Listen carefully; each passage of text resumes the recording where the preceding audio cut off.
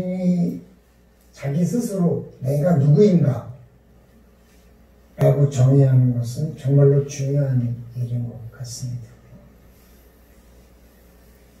예비군 훈련장에 가보면 참 재미있는 현상을 봅니다.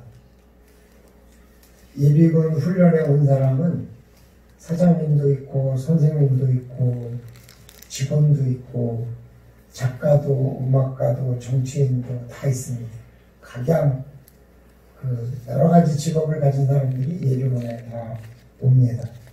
출신도 다르고 생김새도 다릅니다.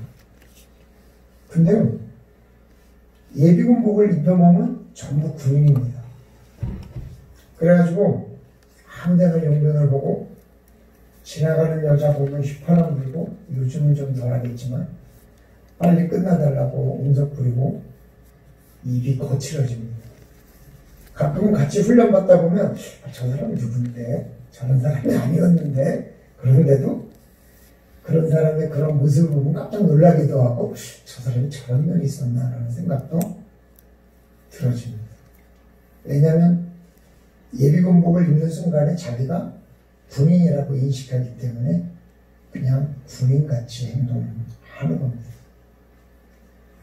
요즘 신천지를 보면 이런 모습의 진가를 보게 됩니다. 소위 모나미룩이라고 하는 신천지의 복장, 아래는 까만색, 위에는 하얀색. 옷을 입는 것도 아무나 입는 건 아닙니다. 교육생이 끝나야 입는 거고, 교육생이 끝난 이후에 6개월 동안 공부 프로그램에 들어가게 되는데, 그게 끝나고 나면 그때는 모나미룩을 입고, 그게 끝나고 나면 이제 파란색 학사물을 쓴 보통 대학교 졸업식에 입는 그런 가운을 입게 됩니다. 그 옷을 입고 예배를 드립니다. 이런 방법이 사람을 어떤 의식을 갖게 하는데 매우 이상적이라는 겁니다. 만약 우리 교회가 집사님이 입는 옷 따로 입고, 권사님 입는 옷 따로 입고, 장로님 입는 옷 따로 있다. 그래서 가운을 다 준비해라. 그래서 그거를 딱 입고 오면 한편에서는 위화감이 든다고 싫어하는 사람도 있을 것입니다. 저는 목회를 하다 보니까 별별 사람들을 다 만나는데요.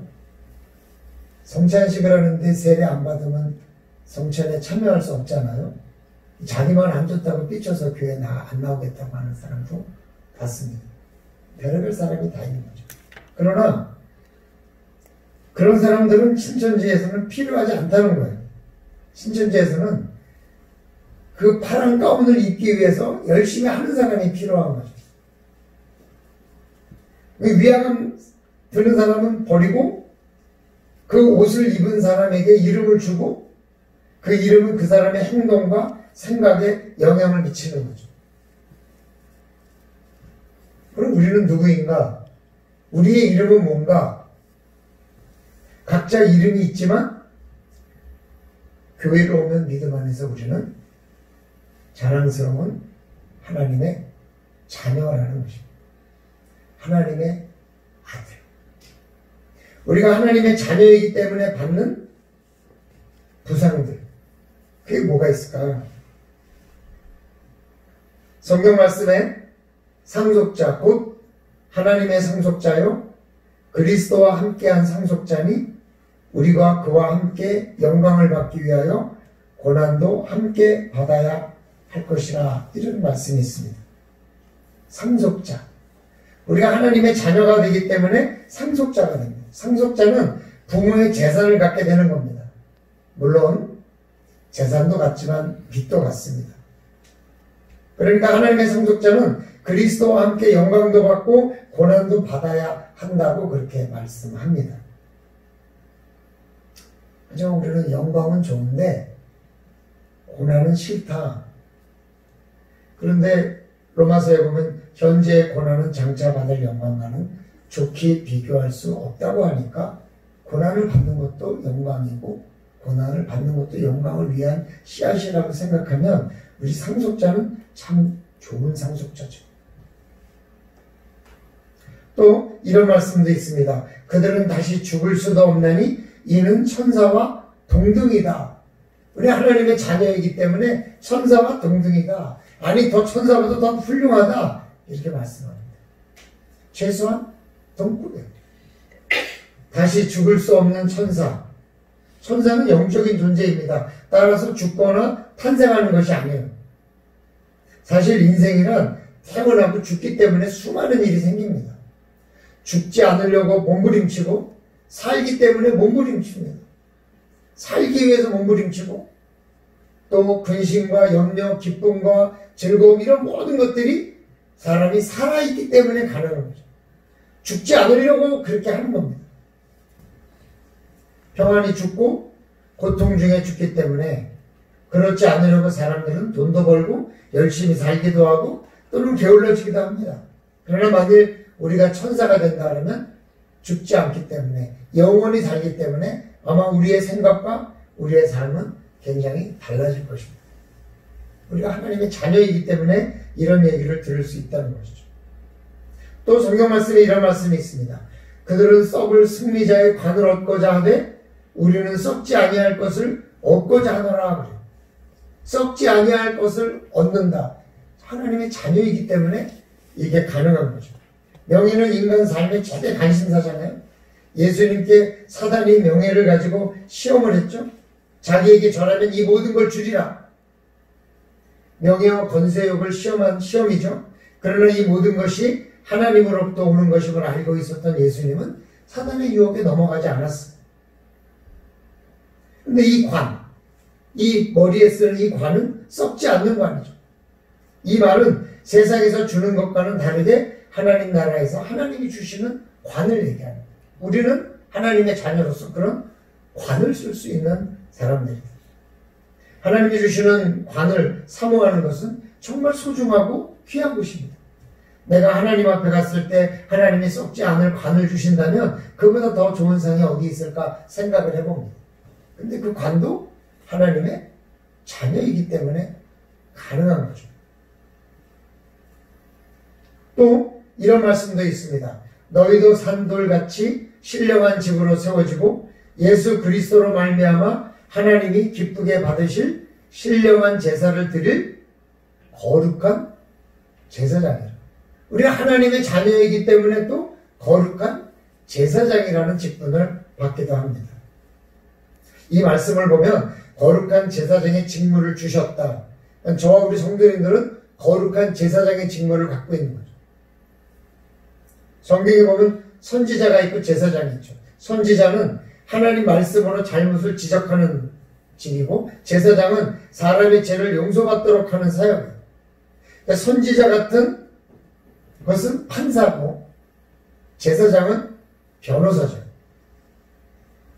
저는 기왕이면 제사장 같은 사역이 좋습니다. 선지자 같은 사역으로 뭐라고 하는 겁니다. 아무래도 선지자 같은 사역에 더 잘 적응이 되어 있는 것 같기는 해요. 자꾸 말씀으로 성도들을 보니까. 그러나 사실은 진정한 사역은 제사장, 그냥 제사장이 아니라 거룩한, 좀 특별히 구별된 그런 제사장이라고 하니까 우리가 굉장히 큰 영광이죠. 또 세계가 다 내게 속하였나니 너희가 내 말을 잘 듣고 내 언약을 지키면 너희는 모든 민족 중에 내 소유가 되겠다. 이렇게 얘기합니다. 내 소유. 하나님의 소유. 여러분 요즘 선거철이에요. 우리나라는 선거를 하려면 공천을 받아야 돼요. 물론 이번에는 상당한 곳에서는 경선을 통해서도 그 후보를 결정하는 것을 보긴 봤는데 대부분이 공천을 합니다. 공천을 하는데 그 공천을 받으면 아무래도 당선될 확률이 높으니까 이렇게 선거철이 되면 서로 공천을 받으려고 여러 가지 그 수석이 되기 위해서 분주하게 됩니다. 그 당의 소유가 되면, 당의 소속이 되면 아무래도 될 확률이 높다는 것이죠. 국회의원이 되기 위해서 어떤 당에 소유되느냐 이게 굉장히 중요한데 이런 세상에서도 국회의원 한 번, 5년짜리 국회의원 한 번 하는 것도 이렇게 소유가 되기를 원하는데 우리는 영원한 하나님의 소유가 된다. 이것처럼 좋은 일이 어디 있겠습니까? 이게 바로 하나님의 자녀이기 때문에 가능한 것이라는 거죠. 그러니까 상속자나 소유나 모든 것 중에 하나 고르라 그러면 저는 안 고르고 그냥 난 하나님의 자녀입니다 그럴 것 같아요. 왜? 하나님의 자녀가 되면 다 되니까. 사랑하는 성도 여러분, 우리는 하나님의 자녀이기 때문에 상속자도 되고 천사도 되고 거룩한 제사장도 되고 하나님의 소유도 되고 하나님의 모든 것들을 얻을 수 있는 그런 상속자, 그런 기업을 얻을 수 있는 자격, 용서를 받을 수 있는 하나님의 은혜를 입을 수 있는 모든 것, 이런 것이 다 되기 때문에 오늘도 우리가 아무것도 한 거 없어도 코로나의 안전을 위해서 기도할 수 있고 아무것도 받은 것 없어도 우리가 위로할 수 있다는 것을 생각을 하게 되는 것입니다. 그러므로 우리가 모든 일들에 하나님의 자녀가 됐다는 이 놀라운 사실 앞에 그 믿음을 가지시고 아무리 어려워도 승리하시는 주의 백성들이 되시기를 주님의 이름으로 축원합니다. 이 모든 이름들이 우리가 하나님의 자녀이기 때문에 가질 수 있는 것들이라는 것입니다. 하나님의 자녀. 오늘 본문 요한일서 3장 2절에 보면 사랑하는 자들아 우리가 지금은 하나님의 자녀라 장래에 어떻게 될지는 아직 나타나지 아니하였다. 이렇게. 지금은 하나님의 자녀라는 게 아니라 우리가 하나님의 자녀이기 때문에 지금은 장래에 어떻게 될지 아직 모른다. 나타나지 않았다. 우리가 지금은 하나님의 자녀지만 우리에게 어떤 특권이 있을 것인지 우리에게 어떤 일이 있을 것인지 아직 우리에게 나타나지 않았다는 거예요. 그러니까 어떻게 보면 하나님의 자녀라는 것을 우습게 볼 수도 있어요. 하나님의 자녀가 안 되면 뭐 어때? 괜찮아.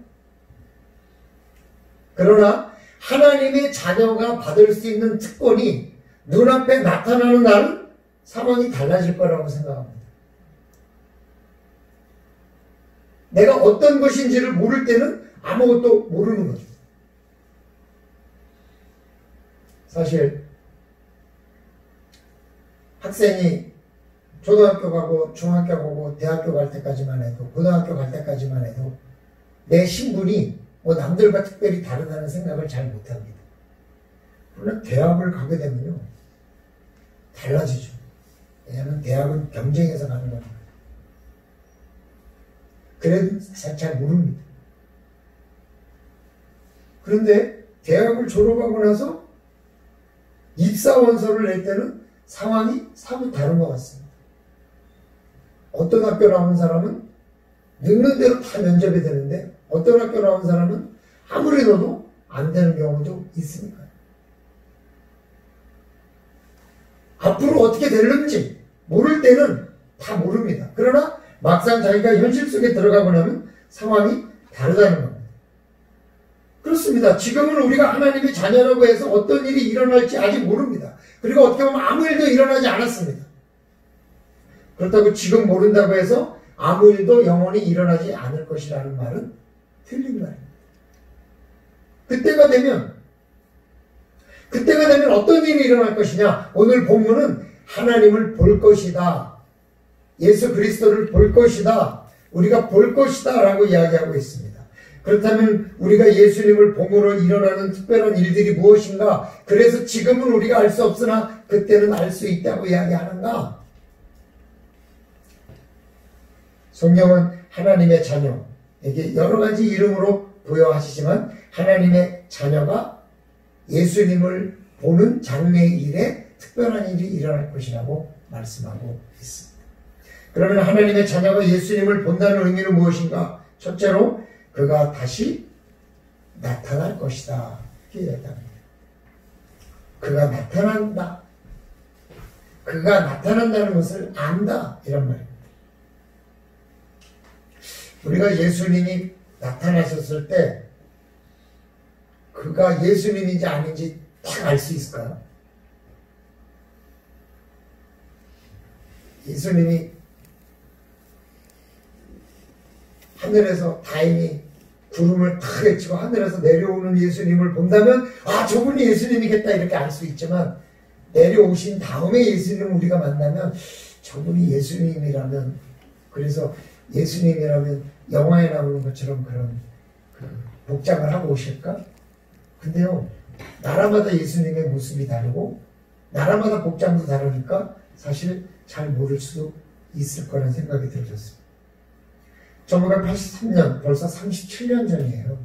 KBS에서 이산가족 상봉 특별 생방송을 진행한 적이 있습니다. 그때 저는 김포에 살았기 때문에 가보기도 했습니다. 직접. 그때 어떤 부모와 자녀는 우리가 딱 봐도 닮았는데 둘이. 근데 서로 사실 확인하는 것을 보면서 웃기도 하고 울기도 하고 감격해하기도 하고 아쉬워하면서 그 텔레비를 봤습니다. 저희도 이산가족이기 때문에 하루 종일 거의 본 것 같습니다. 그런데 우리가 예수님의 외모를 전혀 본 적이 없기 때문에 또 내가 예수님과 닮지 않았기 때문에 어떻게 사실 확인을 해볼 수 있으면 손바닥 보여주세요 그래요. 옆구리 보여주세요 이럴 수도 없고.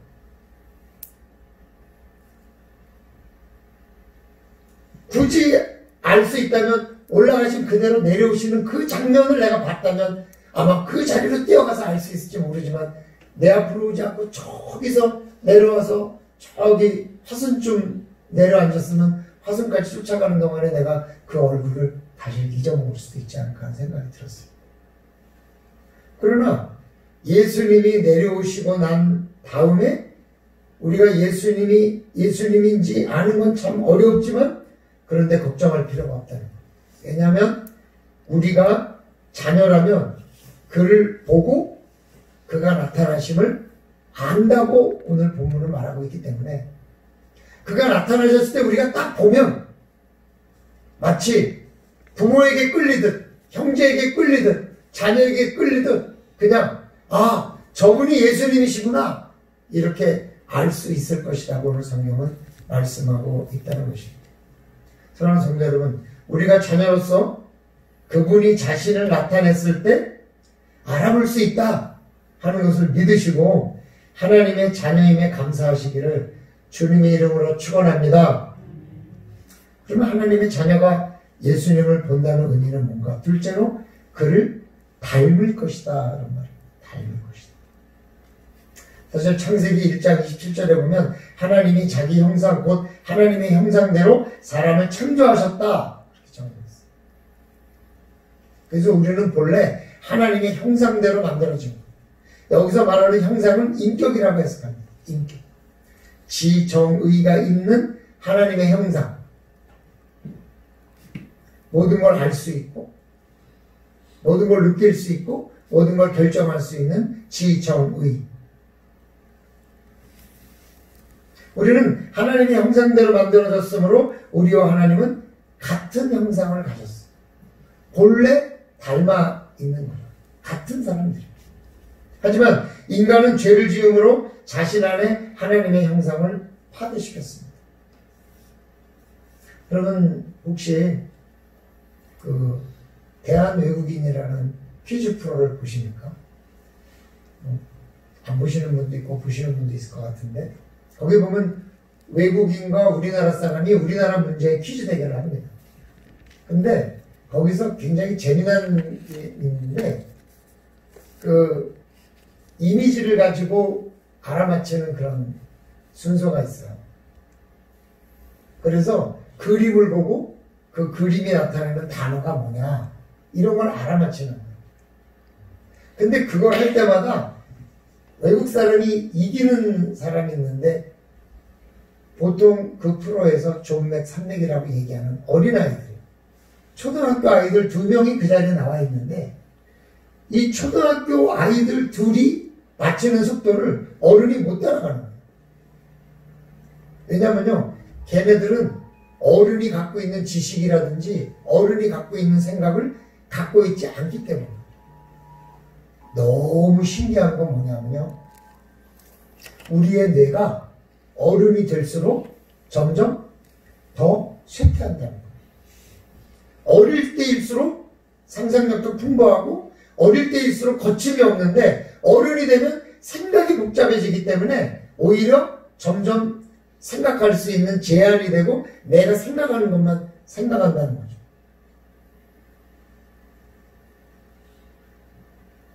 우리 인간은 죄를 지음으로써 우리 안에 있는 지식이 많아질 것 같지만 오히려 줄어든다는 거예요. 감성도 줄어든다는 거예요. 내 과거 경험 때문에 내가 누릴 수 있는 감성을 누리지 못할 때가 더 많다는 거예요. 예수님이 십자가의 보혈로 우리의 죄를 해결하셨지만 인간 내부에 있는 인격의 손상은 온전하게 회복될 수 없기 때문에 우리는 죄 지은 인간으로서 하나님이 부여해 주신 하나님의 형상을 손상하면서 살아가고 있다는 거죠. 손상된 상태로 살아가고 있다는 거예요. 그런데 그냥 하나님이 우리를 그 모습대로 받아주시겠다 이렇게 선언하셨기 때문에 우리가 가능한 거지 우리가 온전히 회복되는 건 아닌데 근데 예수님이 다시 오시면 상황이 달라진다는 거예요.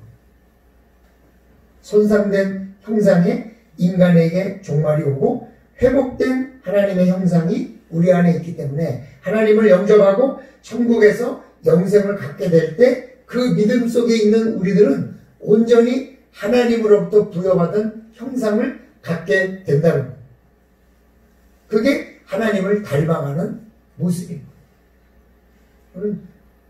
주일학교들에게 그 죄에 대해서 그림을 그리라고 했는데 백지를 했어요. 왜 백지냐? 그러니까 하나님이 원래 우리에게 주신 생각은 이렇게 깨끗한 마음이래요. 그런데 사람들이 자꾸 여기다 죄를 져서 까맣게 만드는 거래요. 그래서 하나님이 우리에게 죄를 온전히 회복돼야 되는 모습은 바로 이 하얀 모습이래요. 그러면 아이들의 이런 대답 속에서 우리는 정말 많은 걸 깨달아요. 말하자면 우리의 손상된 영혼들, 우리의 손상된 하나님의 형상들이 하나님을 만났을 때, 예수님을 만났을 때, 다시 우리가 천국에 갔을 때 온전히 회복돼서 죄 없는 깨끗한 영혼이 되는 것이기 때문에 그게 그분과 같이 된다는 표현을 하고 있는 거죠. 그게 닮는 거예요. 사실 엄밀히 따지면 닮는 거는 똑같아지는 게 아니죠. 그러나 엄밀히 따지면 똑같아지는 거예요. 비록 우리가 지금은 손상된 영혼 속에서 실수도 하고 잘못도 하고 때로는 누구를 미워하기도 하고 때로는 누구를 과하게 대하기도 하고 그러지만 그때에 가면 우리는 온전한 모양의 모습을 갖게 된다는 거예요.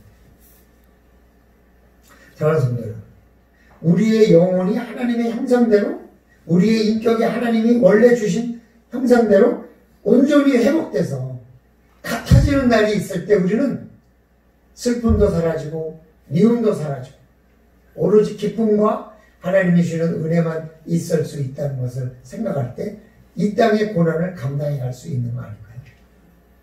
그런 하나님의 자녀로서 영원히 회복될 그때를 바라보면서 소망을 잃지 않으시기를 주님의 이름으로 축원합니다. 그러면 하나님의 자녀가 예수님을 본다는 의미는 무엇인가? 셋째로 그의 참 모습을 보는 것입니다. 참 모습. 이 참 모습이라는 말이 무슨 말일까? 이거는 개정개혁의 말씀입니다. 근데 개혁 성경에는 뭐라고 표현을 했었냐면 그의 계신 그대로 볼 것을 임합니다. 그가 계신 그대로. 그가 어떤 모습을 하고 있든 어떤 모양을 하고 있든 그가 계신 그대로 본다.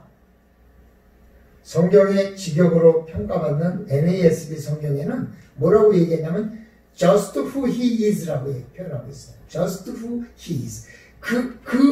he is. 그의 존재 그대로 just 똑같이. 그럼 우리가 하나님이 예수님이 나타나셔서 종말이 되고 우리가 하나님을 볼 때 우리가 보는 그분은 그냥 그 모습 그대로를 보는 거예요. 우리는요, 우리의 마음의 눈으로 사람을 보기 때문에요, 좋은 사람도 나쁘게 보기도 하고 성실한 사람도 불편하게 보기도 합니다.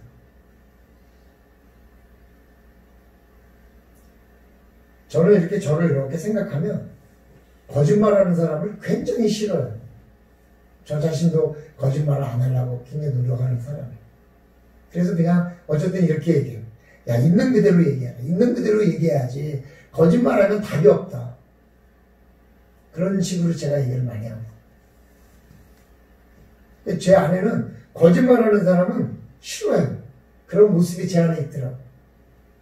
그게 제가 불편한 마음인 것 같아요. 우리는 누구나 다 어떤 사람은 좋게 보고 어떤 사람은 나쁘게 봐요. 그래서 이거를 우리가 훈련할 때 어떻게 하냐면요.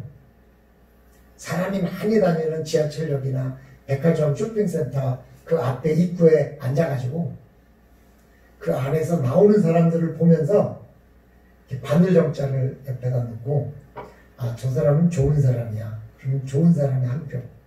저 사람은 나쁜 사람이야. 나쁜 사람이 한 표. 이렇게 적어가는 거예요. 계속. 네? 그러고 나서 뭐라고 물어보냐면 너는 왜 그 사람을 나쁘다고 생각했을까? 그 사람이 나쁜 사람일까요? 어떻게 알아요? 쇼핑센터에서 처음 본 사람. 그 사람을 나쁘다고 생각하는 거지 내가. 그 사람을 나쁘다고 생각하는 내 마음은 내 마음속에 이미 나쁜 사람에 대한 이미지가 있는 거예요. 그래서 여러분 드라마에 보면은 범죄자로 나오는 사람은 계속 범죄자로 나오고 형사로 나오는 사람은 계속 형사로 나와요. 왜? 많은 사람들이 그 사람을 나쁜 사람이라고 보는 이미지를 갖고 있기 때문에 그 사람이 그걸 할 때 맞아지는 거예요. 근데 그 사람이 로맨스에 나오면 로맨스의 이 공감이 안 일어나는 거죠. 그건 모든 사람들이 일반적으로 갖고 있는 이미지가 있기 때문에 그래요. 그러니까 사람은 누구나 사람을 볼 때 자기 마음속에 판단과 평가 안에서 사람을 보게 됩니다. 그거는 있는 그대로 사람을 보지 않는 거예요.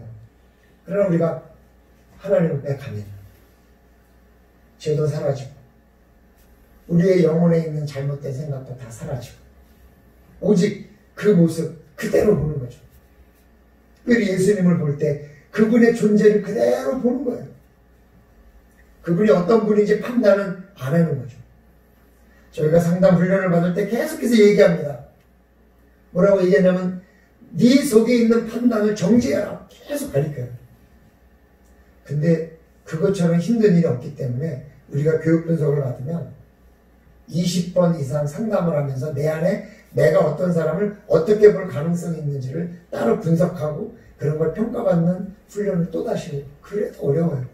왜? 우리가 갖고 있는 기본적인 틀이 굉장히 무서운 거예요. 그런데요, 바울은 이렇게 얘기해요. 고린도 전서 13장 12절에 우리가 지금은 거울로 보는 것 같이 희미하나? 그때에는 얼굴과 얼굴을 대하여 볼 것이요. 지금은 내가 부분적으로 아나 그때에는 주께서 나를 아신 것 같이 내가 온전히 알리라. 이 말씀의 요지는 대면할 것이다. 온전히 알 것이다. 그 말이에요. 우리가 지금 예수님과 하나님을 아는 것은 믿음으로 아는 거예요. 성경으로 아는 거예요. 그래서 가끔은 사람마다 하나님이나 예수님의 모습을 다르게 설명하기도 해요. 어떤 사람은 하나님은 사랑이라고 하고 어떤 사람은 하나님은 무섭다고 얘기를 해요. 그러나 우리가 하나님을 볼 때는 직접 볼 때는 어느 누구나 같은 생각으로 같은 말을 하면서 하나님께 영광을 돌릴 것이다. 왜? 있는 그대로를 볼 수 있는 우리의 마음속에 있는 상처들, 우리 마음속에 있는 선입견들, 우리 마음속에 있는 경험들 이런 게 다 사라지기 때문에. 그럼 어느 누구나 똑같은 하나님의 형상으로 회복됐기 때문에 같은 생각을 하게 될 것이다. 오늘 어떤 배우가요, 여러분 혹시 아시는지 모르겠어요. 곽도원이라는 배우가 있는데 범죄와의 전쟁이나 베를린, 곡성 같은 데서 주연으로 열연했던 배우죠. 영화에서 보면 아주 잔혹하고 또는 냉정한 사람으로 보이는데요. 영화를 통해서 이야기를 이렇게 아는 것은 그냥 그 사람의 온전한 모습을 보는 게 아니죠. 그냥 거울처럼 한쪽은 가려있는 그냥 그 모습을 보는 거예요. 의외로요, 사람들이 드라마에 악역으로 나오는 사람이 음식점에 오면 음식을 안 팔 테니까 가라고 그러는 사람들이 있다 그래요. 또 아주 좋은 역으로 나오는 사람은 그냥 공짜로 주기도 한대요. 난 그냥 배우가 뭐 역을 한 건데 뭘 그렇게까지 할까 이런 생각이 드는데 사람들이 몰입을 하면 그렇게 되는 거예요. 근데 제가 그분에 대해서 보면서 깜짝 놀란 건 뭐냐면 군대에서 다리가 다쳐가지고 전역한 예비역 중사였대요, 아버지가. 그리고 어머니는 정신지체셨대요. 그런 두 분의 밑에서 자랐기 때문에 자기는 굉장히 어렵게 자랐대요. 그래서 뭐 이렇게 처음에 유명해지기 전에 이렇게 엑스트라로 나올 때는 건설 현장에 가서 철근 목일을 했다 그러더라고요. 근데 어느 날 그 남부터미널 앞에 있는 큰 빌딩에 영화관이 있거든요.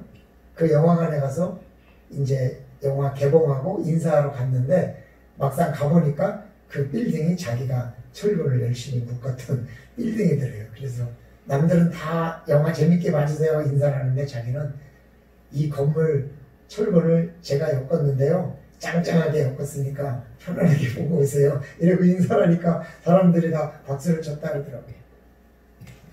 그 사람이 그 어렵게 살았던 시절 그런 걸 보면 거울이 약간 벗겨져서 그 사람을 이렇게 보니까 다른 모습으로 조금 보여지더라고요. 우리가 하나님의 자녀가 아니라면 하나님의 참모습은 영원히 볼 수 없는 거죠. 왜? 우리가 지옥 가서 하나님을 볼 일이 없기 때문에. 그리고 우리가 하나님의 자녀가 아니라면 우리가 하나님의 참모습을 볼 수 없는 거예요. 그러나 우리가 하나님의 자녀이기 때문에 천국에 가서 하나님의 자녀로서 누릴 수 있는 그 어떤 것 중에서도 가장 멋진 일이 뭘까 생각해보면 하나님 있는 모습 그대로를 우리가 보면서 하나님을 만날 수 있다는 그 모습은 너무나 귀한 모습으로 보이는 거죠.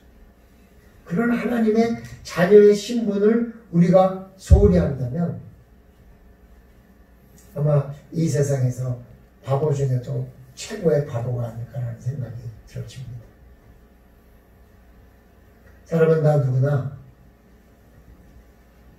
지금을 살기 때문에 우리는 하나님의 자녀이지만 하나님의 자녀로서 장차 어떤 일이 일어날지에 대해서는 모르거나 관심이 없거나 아니면 잊고 살아갑니다. 그럼 우리가 하나님의 자녀가 되면 언젠가 우리가 하나님 앞에 가든지 예수님이 먼저 오시든지 마지막 때가 되면 그때는 그분이 나타나셨을 때 우리가 알 수 있는데요. 하나님을 믿지 않는 사람, 하나님의 자녀가 아닌 사람은 그분이 누군지 모르고 쫓아가지도 않겠지만 우리는 그분을 보고 그분에게 달려가지 않겠습니까? 그리고 그분의 형상 그대로 하나님이 본래 우리에게 주신 그 형상 그대로가 회복되면서 기쁨과 은혜와 행복을 누리지 않겠습니까? 그리고 그분을 있는 그대로 보면서 우리의 모든 모습들을 모든 사람들이 있는 모습 그대로를 보면서 하나님의 은혜를 누리지 않겠습니까? 사랑하는 성도 여러분, 우리는 하나님의 자녀입니다.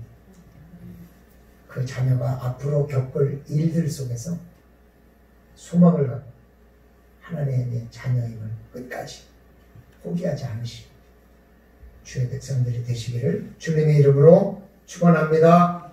아버지 하나님 고맙습니다. 저희를 자녀 삼아 주시고 자녀라고 불러주셔서 우리에게 참 귀한 것들을 얻게 하여 주시니 감사합니다. 그러나 지금은 우리가 하나님의 자녀임에도 불구하고 우리가 어떤 일을 겪을지 잘 몰라서 하나님의 자녀라는 이 신분을 소홀히 여기고 예배 드릴 수 있는 이 귀한 은혜를 소홀히 여기고 하나님 말씀을 읽고 깨달을 수 있고 하나님 앞에 기도할 수 있는 이런 모든 것들을 너무나 소홀히 여기는 것은 아닌가 생각해 봅니다. 그러나 아버지 하나님, 오늘 우리가 하나님의 자녀로서 미래에 받을 것들을 깨닫게 되었사오니 이 모든 것에 더 많은 은혜로 채워주셔서 우리가 하나님의 자녀임을 깨닫고 그 안에 승리하며 그 안에 더 복을 누리고 은혜를 받는 주의 백성들이 되게 도와주시옵소서. 감사드리며 예수님의 이름으로 기도드리옵나이다.